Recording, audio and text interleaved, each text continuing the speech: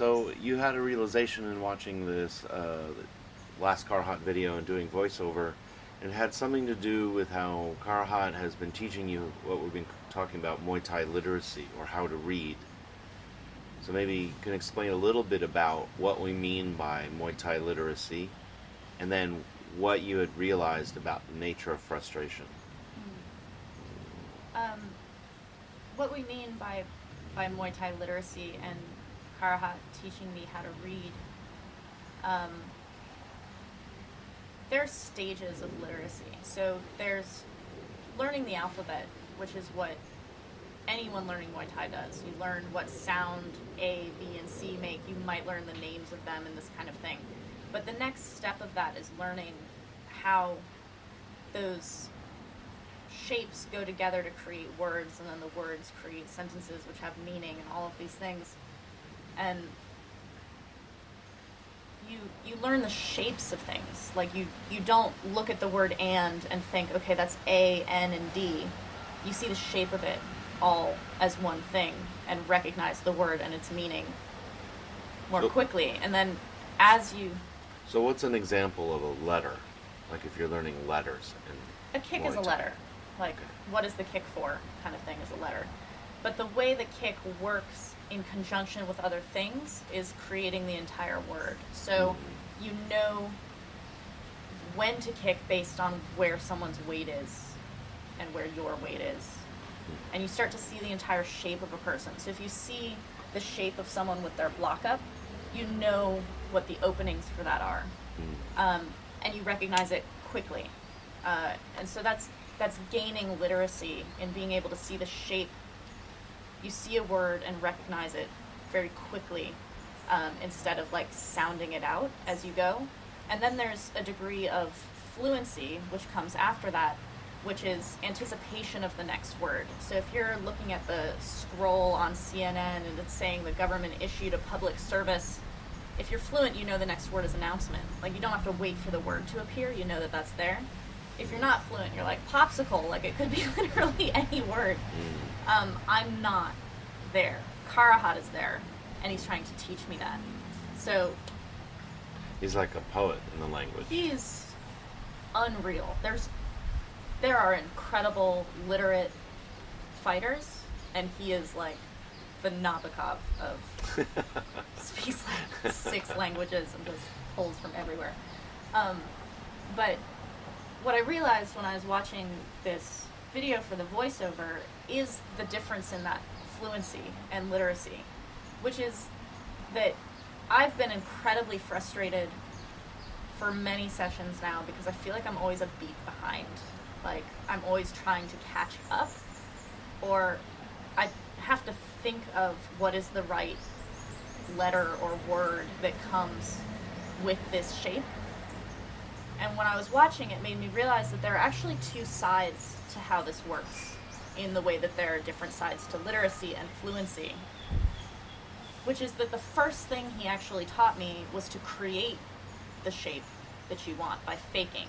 So you fake to get someone's leg up, and then you know that shape and you can kick. And so you're creating the word that you want. You're like writing. What I've been doing, which is also part of it, this is not wrong, this is just there are 2 sides, and I've been strengthening one side and having difficulty with the other side. The side I'm really working on, without realizing that I'm neglecting the other side, is just trying to read where he already is. Like I'm looking at that scroll along the bottom and like seeing what word is coming instead of anticipating the next word or creating the next word, which would make things much more fluid for me to be able to create the shape that I want, in addition to always just trying to see immediately what is already there. So I'm basically a beat behind all the time because I'm waiting for the word to appear instead of anticipating or creating the word. And it causes me to think too much, like I overthink. I'm like, what should I do? Or like, he'll have his hands on my hands, and the automatic feeling should be to fold the arm down and kick, or fold the arm down and knee. And I'll sit there and be like, what word comes after government? right? Instead of like just going. Like, I'm not thinking about what words I should say. I'm thinking about the concept I'm trying to express and the words come. That's fluency, and that's what he does. I'm like going word by word right now. And so it feels slow and like slippery. It's like that movie, Rushing or Dragging. What was that called? I don't remember the name of it. About a drummer. It's like a single word movie, but there's this kid who's a drummer, and he has this horrible and amazing drum teacher who is like, "Are you rushing or dragging?" And the kid's like, "I don't know what you do not say." And he starts slapping his face to the beat that he's supposed to be hitting, and he's like, "Am I rushing or dragging?" It's like that. I'm dragging. And rushing. And rushing. I do both. And then you had this other realization to some degree about the training of, you said something in the voiceover, which was technique is not just technique. Yeah.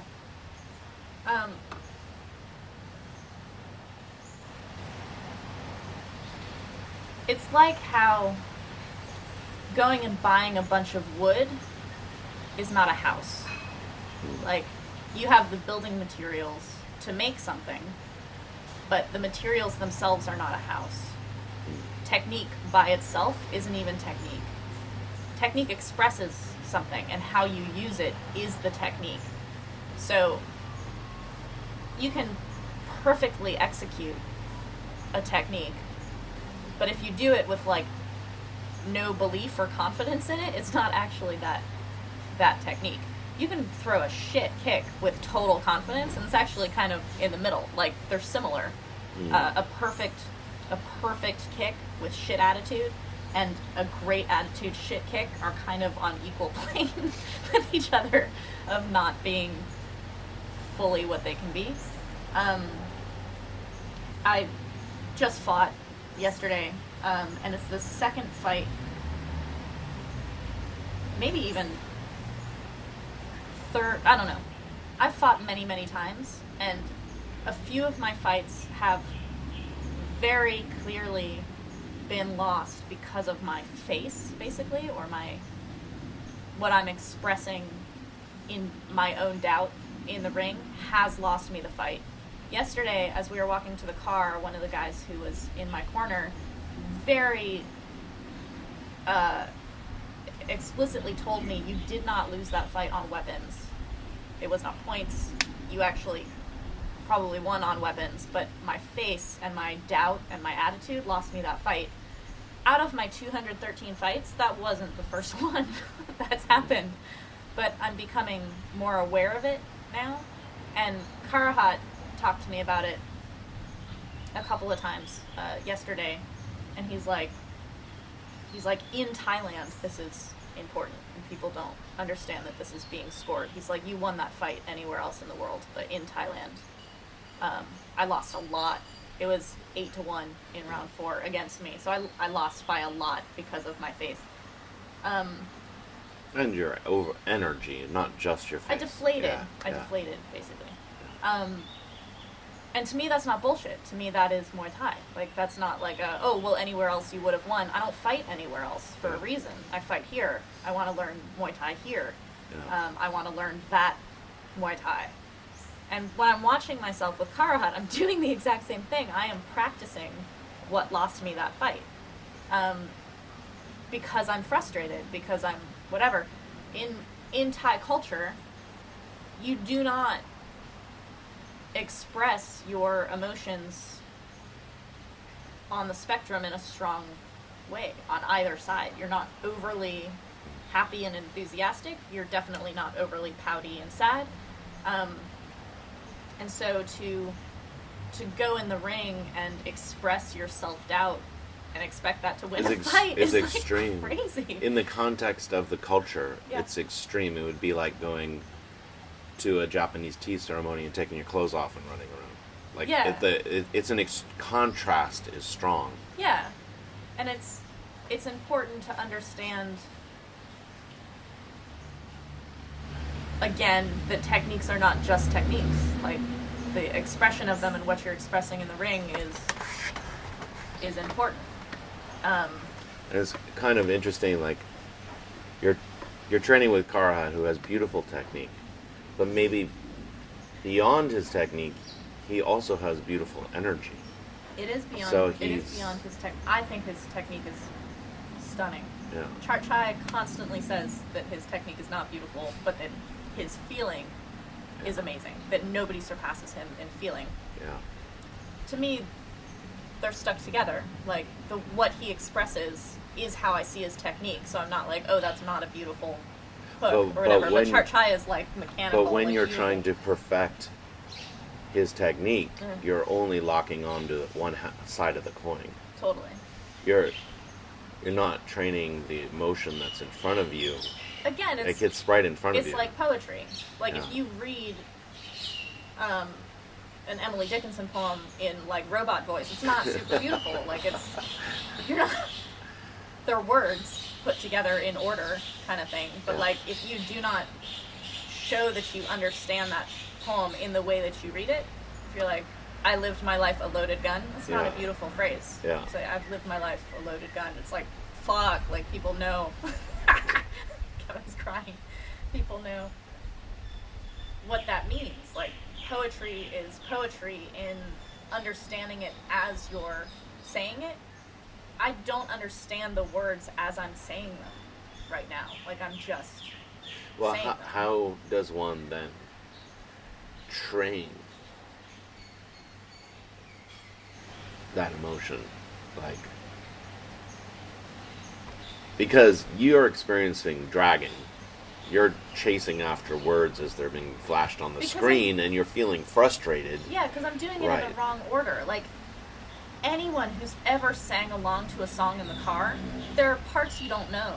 Like, you know the hook, or the chorus, or whatever, and you really sing that part, and then you marble mouth the other parts, but like to the rhythm, kind of thing, and it's funny. But like you sing it when you're singing the wrong words. Like, it doesn't matter what those words are, honestly. If you're the singer on stage, should probably remember the words, kind of thing. Yeah. But like when people forget the words to the national anthem, they don't then like stop the song. They sing the wrong words expressively. That's how to be a singer. Yeah. That's how to be a Muay Thai fighter, is like marble mouth the wrong words expressively. I have it backwards. But how do you make that how does one make that switch to make sure they're training the music and not just the words? It's a challenge because we're so focused on technique, because in the West, perfect, beautiful technique is hard to, it's a rarity. Yeah. You come to Thailand to find the technique. And it's a sign of your knowledge. Yeah. Yeah, it's your esteem or achievement. Yeah. But the thing is, it's backwards. It's like waiting until you feel confident to act confident is not how that goes. Waiting until you do the technique right to be confident in the technique isn't right. So how does one train that? You train... Maybe you don't know yet. I do know. You train what it would... Picture you had perfect technique all the time. Like you couldn't do it wrong. Ever. What would that look like in the way you express yourself? It's like in the inner game of tennis. When he's like, if... I don't play tennis. I've held a racket twice or something. If someone came to me and they were like, we want you to play a professional tennis player in a movie, so act like you're hitting every shot where you want it to go. It's going to be a tight shot on your face. We're not going to show where the balls go, so nobody's going to see that you can't actually hit a ball. Just play a professional tennis player. I could do that. I can be Axl Rose. I don't sing. Like, I don't know how to snake dance kind of thing, but I can imitate it. You imitate whatever your authentic confidence would be. Or if you don't know, be Karahat. Like, I can imitate him. I think part of the difficulty or the mistake is that we think we're training something in the moment that we're training it. Like when you're standing in front of the bag and you're trying to get your kick right, it's train the kick it, time out. Right. Like isolated. So it's an isolated little edit of a training. Whereas your training really, it seems to me, starts when you walk up to the bag and it ends when you walk away from the bag. You wide of the bag or whatever. It's like you have a time clock. Yeah, it's like a time clock, and you are in character the whole time. And I think there's our focus on getting the technique right or not making mistakes. We forget that we're training the entire time, that when you go under those ropes in the sparring sessions with him, and when you go under them again to get out, the whole time is recorded. Yeah. I mean, that's what's kind of interesting about these long videos, is the whole time's recorded. It's not a highlight, combo highlight. It falls apart and comes back together. Yeah.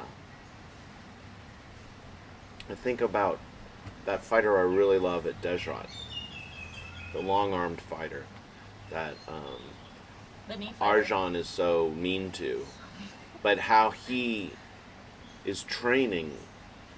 Like, talk about him a little bit, but like how his face, his emotion. You talk about Thai emotions that get shown. It's a Thai male thing too. But how he is with Arjan, and he just is like getting hit, not hit, getting cussed at, and it's just fucking stone face. There's this kid, I don't even know how old he is, 16 maybe? 17? Yeah. He's really tall. He's a knee fighter. At Desrat gym. At Desrat gym. At Desrat. Desrat is a hardcore gym. There's training where a stick is involved. There are no sticks actually used, but it's a stick gym. Arjan is the stick. They're verbally and like physically, the way they throw you and interrupt you and all this stuff. Like the way Arjan hardens his trainers is to constantly interrupt their technique and insist they do it correctly, but he always interrupts it. So like he's like, you kick this way and you go to kick that way and he'll catch you and throw you on the ground. You kick that way again. Like you learn how to do it through interruption, because you're not going to go to an opponent who's like, oh yes, please land a beautiful technical kick on me, which is why I get so pissed in the West when people are like, I hate brawlers. It's like, if you can't have clean technique against a brawler, you just don't have the technique you thought you had. Like, that's not their fault. Yeah. Like, whatever. I know it's not fun. I've fought people who are in your face. It's not fun. But this kid is very, very typical good Muay Thai student in that he's quiet. He does not talk back. He does not argue or show what a fucking hard time he's having, and he is given the hardest time. Like, he is the kicking dog of the gym. Yeah. They call him Katoy. I'm the weight he fights at, so he's bigger than me, but they say that we're the same weight. And when I go with him, they're like, kill him, he's a sissy. Like, you can beat the shit out of him. He beats me up. But he's probably a very good fighter, actually. When he's on the pads and he just goes through the interruptions and his knees are going, you're like, fuck, like, who is going to stand in front of that? Like, this kid in 5 years is just going to be a monster, and you can see it. And it's this submission to the process, but he still has now I'm gonna cry. He still has dignity. He's submitting to the process, but he does not submit to anybody. Like, Arjan is intense, and because he's old and he's the like master of the gym, you fucking do what he says. Like, you submit to him in a like, he is the hierarchy of the gym. But at no point when he's getting thrown on the ring over and over again, and Arjan's like, yeah, I'm like, fuck your mother, and like all of this verbal, intense abuse. Yeah. He's teaching him to walk through it, and because the kid does, he's just not submitting to anybody. Yeah. It's just giving yourself to this. And he's hardening teaching process. him to insist, like you say, you throw that kick, or he uses a long guard a lot. I was watching him with another cool. trainer. He has a long guard, but he was getting whacked in the holes of the long guard. The long guard is not a 100% guard, and no guard is. But he is training to just insist on the long guard. He doesn't come out of it. He just takes the whole punishment. And the way that Arjan teaches you, yeah, you just threw the perfect kick, and yeah, you're on your ass because I threw you down. Throw it again. He teaches you to insist on your dignity of your expression of yourself without variation, whether or not a bad thing happens after or a good thing happens after. And I think a lot of training that we gravitate to is like, if we do the right move, it comes with a good result. And Arjun teaches the exact opposite. He's like, you did the right thing and a bad thing happened. Do it again. So that in a fight, when it works, you're like, whoa. Totally. It's like training like with a weight vest on. But that's what Karahat does with his answer back kind of thing. It's like cattle dogs. Kevin and I love cattle dogs. Australian blue heelers.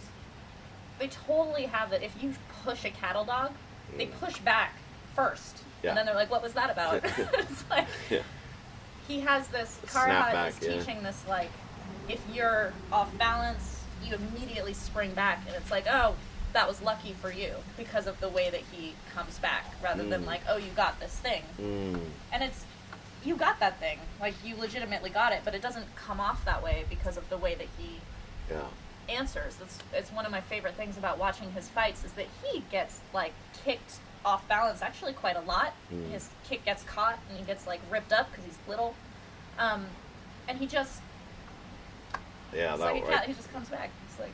And he has, it seems to me that there's two spring back directions at least, where he springs. He goes back and then forward. Yeah. Or left and then right. Like if you close off one side, he goes the other side. That he's constantly yo-yoing between these two dimensions of forward, back, left, right, forward, back.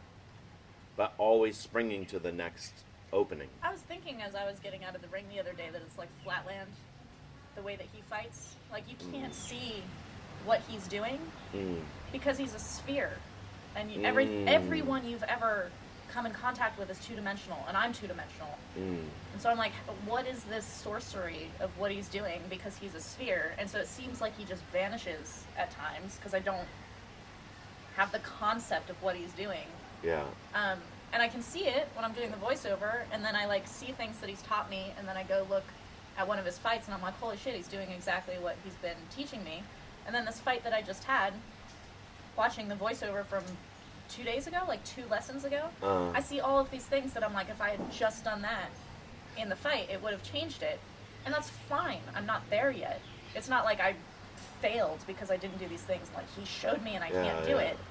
It's like, the number of times he's told me to step on a kick, he actually doesn't even change his tone in telling me 8 million times. He doesn't get frustrated. He's not like, I told you to step and you're not stepping. He's just like, step. Because he's not frustrated in his fighting style either. He's so relaxed about everything. It's the same thing. You insist on the thing. He's like, I'm outside because my house is on fire. It's going to stay outside. But what you were saying about starting to see things, okay, maybe your body doesn't know them yet, but your eyes have changed in the last month and a week. Like, you now perceive fights and film differently. Yeah. Like, that's the first step to the body changing, is the eyes changing. Yeah. And I think that's happening, no? But that's also what you keep saying about the difficulty of changing my style, is that if you don't know how to see yet, you're blind for a while. You're blind. And you're just kind of like groping. You're groping in the dark or the haze. And you've got the dude with the fucking night vision goggles, and you're groping around. Totally. It's that scene from Silence of the Lambs where the killer's got the, like, night vision and clearance. It's like... Totally. Yeah. Totally. All right, that's a good vlog.